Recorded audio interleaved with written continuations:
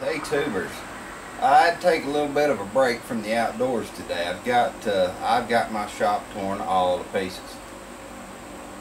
We're all talking about this the crap hitting the fan, so I figured I better get the shop ready. Kind of made an executive decision. We've got to have an outpost.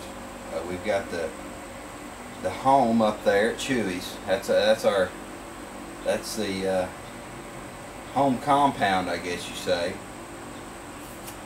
I'm making an outpost. I got to have a place for 500 to set up in here, and I just don't think with the shape that the shop's in that 500 would be very happy.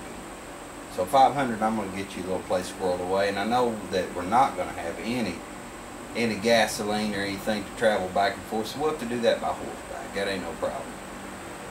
I'm going to have to use my carpenter skills. I haven't done any carpentry work for many years, but I had a contracting business for about 12, so I remember what I was doing and how to do it. It's just a little bit hard to do it physically anymore. So,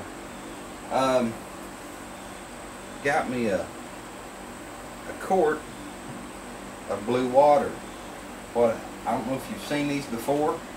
If you don't have a builder's level when you want to level something, use one of these, just a little water level. I think I paid about 12 bucks for it. It's right on the money every time. You can count on water being level. The Egyptians did it. Still works today. What I got to do, if you look at this, you're going to see a lot of bubbles in it. Okay? All my water's evaporated out of the reservoir here. And I've got bubbles through all this. That's not going to work to level anything. Let me show you what I'm going to do. Okay, you see all these bubbles? The reservoir's dry. I'm going to fill this up and just siphon all this through. It'll be free of bubbles. I'll siphon all this through. And we're doing all this so we can get our wall covered. You've been looking at drywall in my videos for a great while now. I just stuffed some insulation in there real quick, and I'm going to put metal on this. What I want to do, I want to run it all the way down to that wall, and then I'm going to take off the pegboard over there. On the door, I think I'm going to try to cover that with some rough cut lumber. That's what I think I'm going to do. But first of all, this needs to be furred out. I ran a level across this. I've got about 1 3/8 inches, so I'm going to put a 2x4 type thing ripped down to 1.5 inches on that. That's where level comes in. I want to get these level, and I have reference points off here how to measure my metal when I go to cut and put it on. I've got the new old cub out here, and my saw set up with a rip fence on it. That's where I'm gonna those are just some old 2x10s. When a couple years ago, 3 years ago, whatever, I redid the floors in the kitchen, dining room, and the living room.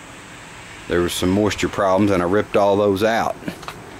But I've been wanting to do this for a long time. The shops just look so bad. So anyway, we'll get to work here. I'm going to go ahead and fill this up with my water.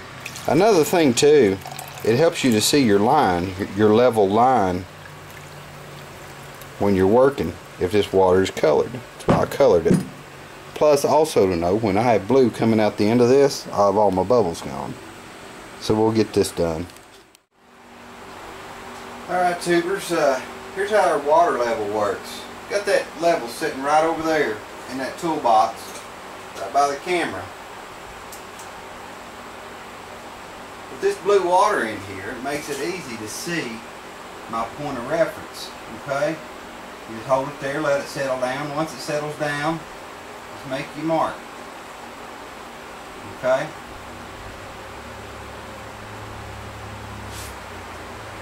Now I'm going to go over here and make another mark. And then we can string the line. Alright tubers, on each end where I put the mark, okay, I just took me some 8-penny nails and I made me a good spot for my chalk line. Okay? Alright, now what this reference line is going to do, when I put this tin up, I'm gonna have variations in the roof, you know, and this old concrete floor's got a big bow in it. I come off this line for every sheet. Say this represents a sheet. I can measure from here to the top, from here to the top, make my marks, measure from here to the bottom, here to the bottom. I'm going to get a good tight fit. Now I'm going to allow a little bit for play, you know, expansion and contraction in this sheet.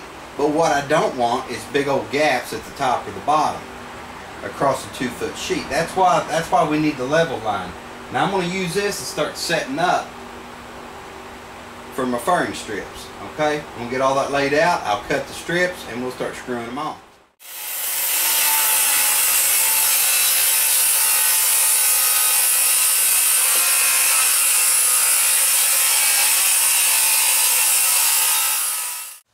Guys, I just wanted to introduce you to somebody. He's always hanging around the shop. This little fella here.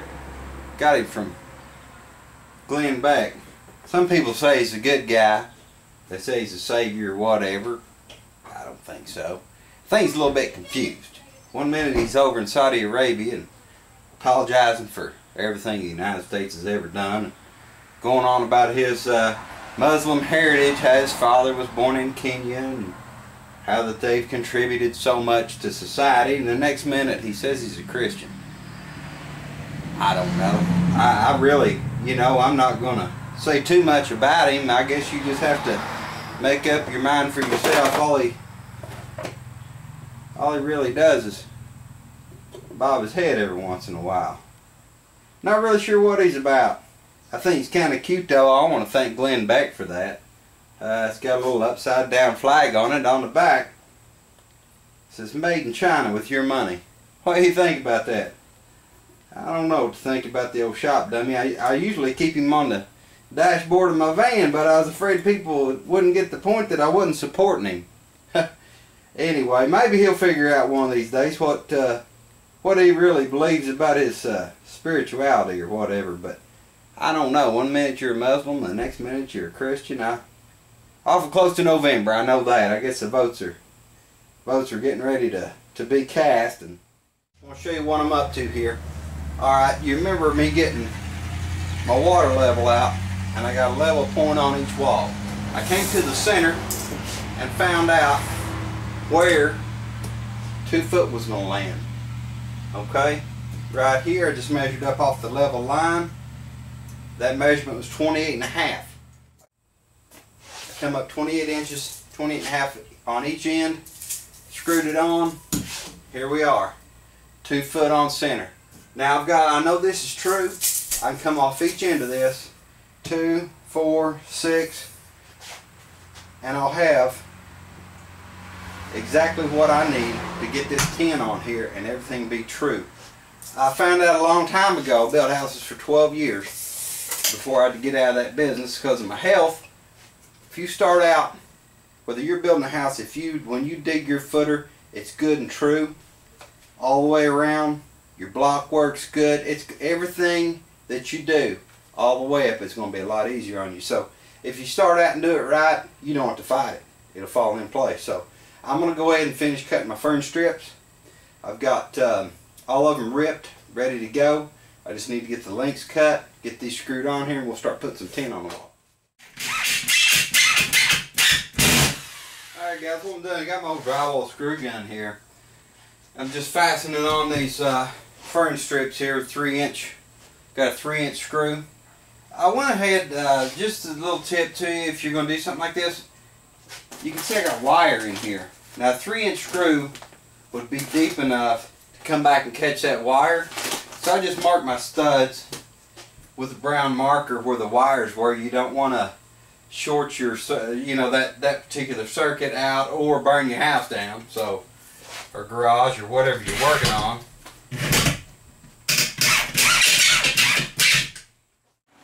Alright tubers, we're making a little bit of progress here. I got a couple of the sheets on. It's working out really, really good. It's not the, you know, the most sturdy thing in the world, but it'll work out. It'll work out. I'm going to keep on going, putting these sheets on. One thing you want to watch for on this, if you're going to try to do something like this, is your lap. You know, you'll have the small bend on the side you're lapping over. This side here is going to have a larger larger bend on it, so you want to keep those straight. Anyway, I've got another, I don't know, I'll probably do another 5 sheets and then stop for the night. It's a little rough on me, but hey, we're getting it. It's going to be a whole lot better than the drywall we were looking at there for the longest time. Alright guys, I just want to give you an example of what I'm dealing with on, this is plumb. All this is plumb running straight just like it should. But on the top and on the bottom, I'm running into some angles, and to keep this plumb and keep no gap up here, I'm having to cut. See, I got to cut a 1/4 inch off the top of this to nothing over here in order to have some consistency.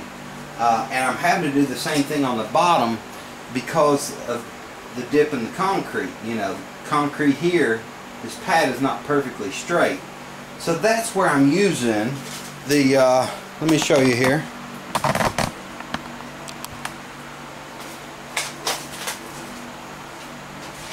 That's where I'm using this.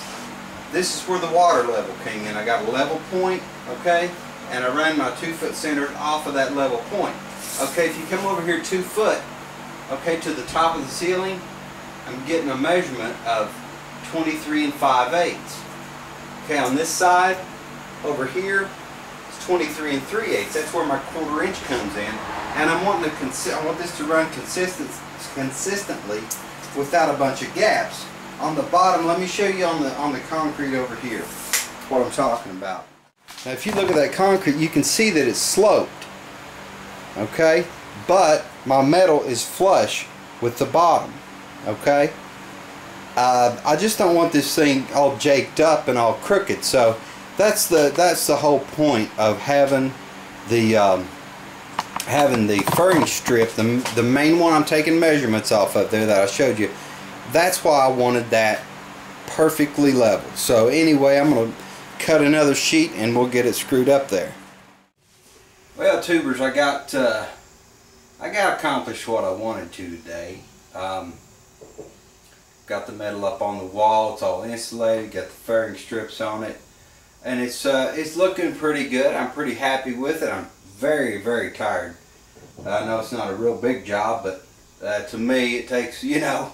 I'm glad to be able to do it though. You know, I'm really glad about that. So I hope you enjoyed the little episode on this. I got to clean this oxidation off of here. It's pretty oxidized where it's kind of sat around out back for a while, but I'm going to clean all that up. It should be, really got tired of my videos looking at the drywall and the studs there in the background. So we'll whack at it some more some other time, but anyway, thanks for tuning in, and it's good to be able to YouTube with you guys. See ya.